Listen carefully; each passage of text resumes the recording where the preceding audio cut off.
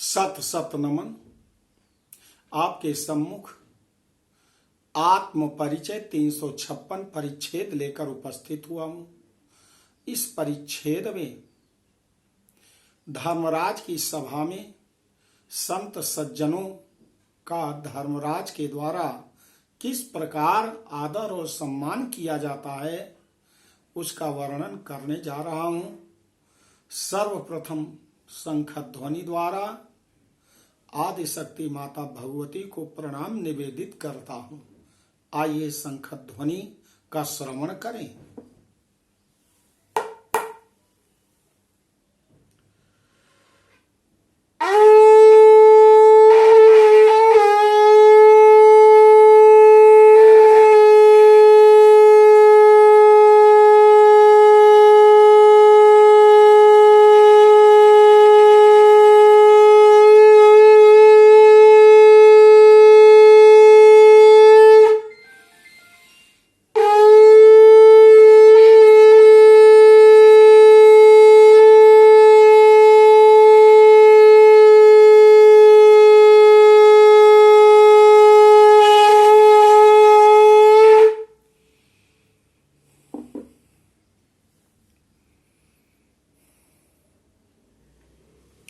गरुणध्वज भगवान गरुण से कहते हैं कि गरुण जी, धर्म सभा में पहुंचने वाले संत सज्जनों का स्वागत करने के लिए धर्मराज किस स्वरूप में वहां उपस्थित होते हैं, सुनिए।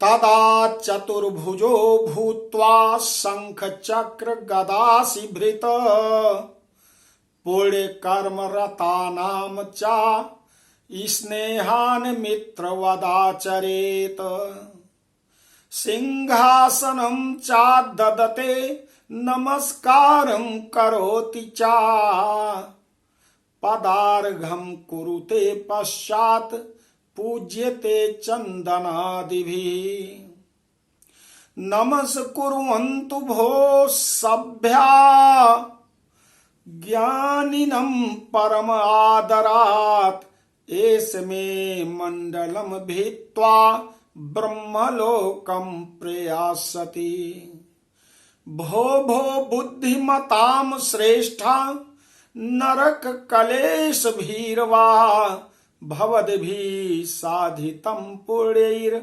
देवत्वं सुखदायकम् मानुषं दुर्लभं प्राप्य नित्यं यस्तु न साधयेत् सा याति नरकं घोरं को अन्यस तस्माद् चेतनः अस्थिरेण शरीरेण यो अस्थिरैश्च धनादिभिः संचिनोति स्थिरं धर्मं सायो को बुद्धिमान नरः तस्मात् सर्व प्रयत्नेन कर्तव्यो धर्म संचयः गच्छध्वं पुण्यवत् स्थानं सर्वभोग समन्वितम्। गरुण जी उस समय धर्मराज भगवान विष्णु के समान चतुर्भुज रूप धारण कर लेते हैं और शंख चक्र गदा तथा खड्ग धारण करके पुण्य करने वाले जीवों के साथ स्नेह पूर्वक मित्रवत व्यवहार करते हैं। उन्हें बैठने के लिए सिंहासन देते हैं, नमस्कार करते हैं और पाद्य अर्घ्य तथा उनको सम्मान प्रदान करके चंदनादिक पूजा सामग्रियों से उनकी पूजा करते हैं। धर्मराज कहते हैं, हे सभासदों, इस ज्ञानी को परम आदर पूर्वक नमस्कार कीजिए। यह हमारे मंडल का भेदन करके ब्रह्मलोक में जाएगा। हे बुद्धिमानों में श्रेष्ठ और नरक की यातना से भयभीत रहने वाले पुण्य आत्माओं, आप लोगों ने अपने पुण्य कर्मानुष्ठान से सुख प्रदान करने वाले देवत्व को प्राप्त कर लिया है। दुर्लभ मनुष्य योनि प्राप्त करके जो नित्य वस्तु धर्म का साधन नहीं करता वह घोर नरक में गिरता है। उससे बढ़कर अचेतन ज्ञानी कौन है? अस्थिर शरीर से और अस्थिर धन आदि से कोई एक बुद्धिमान मनुष्य ही स्थिर धर्म का संचयन करता है। इसलिए सभी प्रकार के प्रयत्नों को करके धर्म का संचय करना चाहिए। आप लोग सभी भोगों से परिपूर्ण पुण्य आत्माओं के स्थान स्वर्ग में जाएं।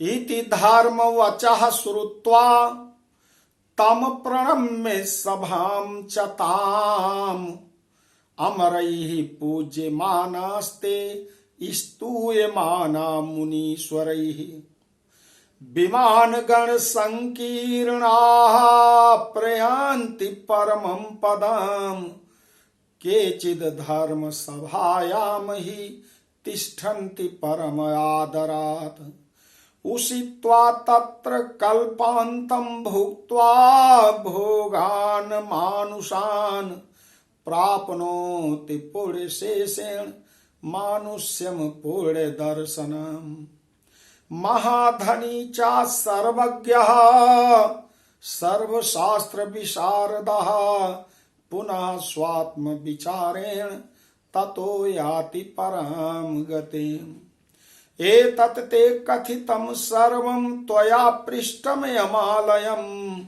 इदं शृण्वन् नरो भक्तया धर्मराज सभां व्रजेत। गरुण जी, भगवान नारायण कहते हैं, हे गरुण जी सुनो, ऐसा धर्मराज का वचन सुनकर धर्मराज की सभा के लोग उनको प्रणाम करके वे देवताओं द्वारा पूजित और मुनीश्वरों द्वारा स्तुत होकर विमान समूहों से परम पद को जाते हैं और कुछ परम आदर के साथ धर्मराज की सभा में ही रह जाते हैं और वहां एक कल्प पर्यंत रहकर मनुष्य के लिए दुर्लभ भोगों का उपभोग करके पुण्यात्मा पुरुष शेष पुण्यों के अनुसार पुण्य दर्शन वाले मनुष्य योनि में जन्म लेते हैं। इस लोक में वह महान धन संपन्न सर्वज्ञ तथा सभी शास्त्रों में पारंगत होता है और पुनः आत्मचिंतन के द्वारा परम गति को प्राप्त करता है। हे गरुण जी, तुमने यमलोक के विषय में पूछा था, वह सब मैंने बता दिया। इसको भक्ति पूर्वक सुनने वाला व्यक्ति धर्मराज की सभा में जाता है और आदर सम्मान पाता है। इति गरुण पुराणे सारोद्धारे धर्मराज नरग इति गरुण पुराणे सारोद्धारे धर्मराज नगर निरूपणो नाम चतुर्दशो अध्यायः।